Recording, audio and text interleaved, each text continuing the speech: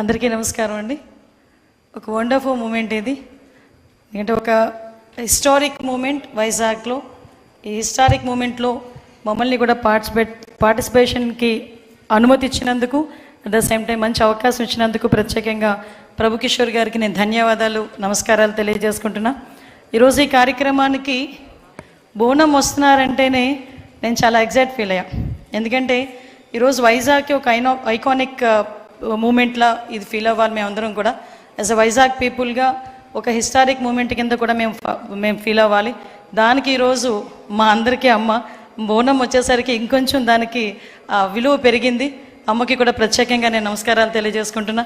అది ఈరోజు ఈ కార్యక్రమానికి ముఖ్య అతిథిగా విచ్చేసిన మా యువ నాయకుడు, మా పార్టీ జాతీయ ప్రధాన కార్యదర్శి, ఐటీ అండ్ ఎడ్యుకేషన్ మినిస్టర్, ఎడ్యుకేషన్లోనే రిఫార్మ్స్ తీసుకురావటానికి ఎప్పుడు కూడా తను ముందుంటాను అని చెప్పి నడిపించిన వ్యక్తి, ప్రత్యేకంగా నా సోదరుడు నాయకుడు లోకేష్ గారికి ప్రత్యేకంగా నేను నమస్కారాలు, ధన్యవాదాలు తెలియజేసుకుంటూ, పెద్దలు గౌరవనీయులు అందరికీ కూడా మన ఉత్తరాంధ్రకే పెద్ద నాయకుడు, పార్టీకి పెద్ద, అదేవిధంగా మా అందరికీ కూడా దిక్సూచి లాంటి వ్యక్తి, విలువలతో కూడిన రాజకీయాలు ఎలాగో మాకు నేర్పిస్తున్న వ్యక్తి అశోక్ గజపతిరాజు గారికి కూడా ప్రత్యేకంగా ధన్యవాదాలు, నమస్కారాలు తెలియజేసుకుంటూ, మా సోదరుడిని నేను నాయకుడు అనాలి.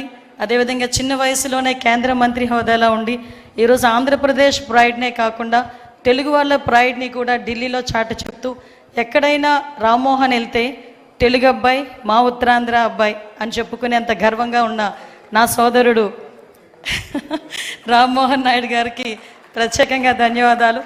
అదేవిధంగా ఈరోజు ఈ కార్యక్రమానికి విచ్చేసిన మా సోదరులు సివిల్ సప్లైస్ మినిస్టర్, ఎప్పుడు కూడా సౌమ్యులు, ఎక్కడ కనిపించిన అమ్మ ఎలా ఉన్నావో ఆప్యాయంగా పలకరించిన సోదరుడు మనోహర్ గారికి కూడా ప్రత్యేకంగా ధన్యవాదాలు.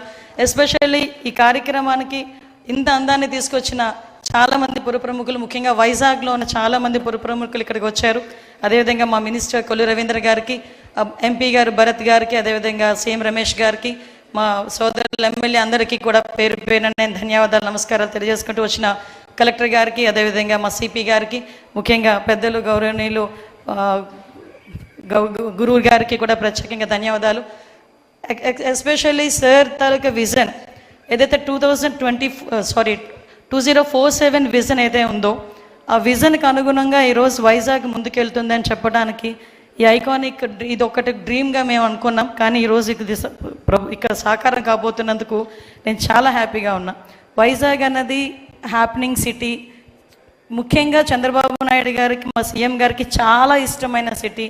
ఎందుకంటే చాలా సందర్భాల్లో నేను విశాఖపట్నం సిటీని ఇష్టపడతాను అనలేదు, విశాఖపట్నం సిటీ అంటే నాకు ప్రేమ ఎక్కువ, నేను ప్రేమిస్తాను అనే పదాలు చాలా సందర్భాల్లో ఉపయోగించారు.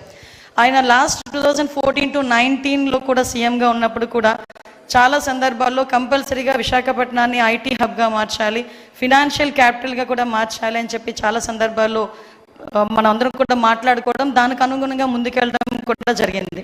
ఇక్కడ ప్రభుకిషోర్ గారి గురించి ఒక విషయం చెప్తాను. నేను చాలా ఆశ్చర్యపోయాను. సార్, మీరు నాకు లాస్ట్ టైం నేను మినిస్టర్ అయినప్పుడు సార్ నాకు ఇదే విషయాన్ని చెప్పారు. 21లోనే నాకు పర్మిషన్స్ వచ్చినా నేను కట్టనా లేదా అని బాబు గారి దగ్గరికి వెళ్ళి అడిగినప్పుడు సార్ నో అన్నారమ్మా అని ఆ రోజు నాతో చెప్పారు. సార్ నాకు బాగా గుర్తుంది. కానీ ఇంతమంది ముందు ఆ విషయాన్ని పొలిటికల్గా కొంత ప్రాబ్లం ఉన్నప్పటికీ కూడా యాజ్ ఏ బిజినెస్ పర్సన్ మీరు ఆ విషయాన్ని బయటకు చెప్పారంటే మీ కృతజ్ఞతా భావానికి థ్యాంక్ యూ సో మచ్. ఎందుకనంటే ఆ రోజు అంటే అది చెప్పడానికి చాలామంది భయపడతారు. యాజ్ ఎ బిజినెస్ పర్సన్స్గా ఆ రోజు నేను మాట్లాడాను, ఈరోజు ఇప్పుడు కట్టమన్నారు అని చెప్పేటప్పుడు కూడా చాలామంది భయపడతారు బిజినెస్ పర్సన్స్. ఎందుకంటే పాలిటిక్స్ ఎప్పుడు ఎలా ఉంటుందో తెలియదు కదా అనే విషయంలో ఉంటారు.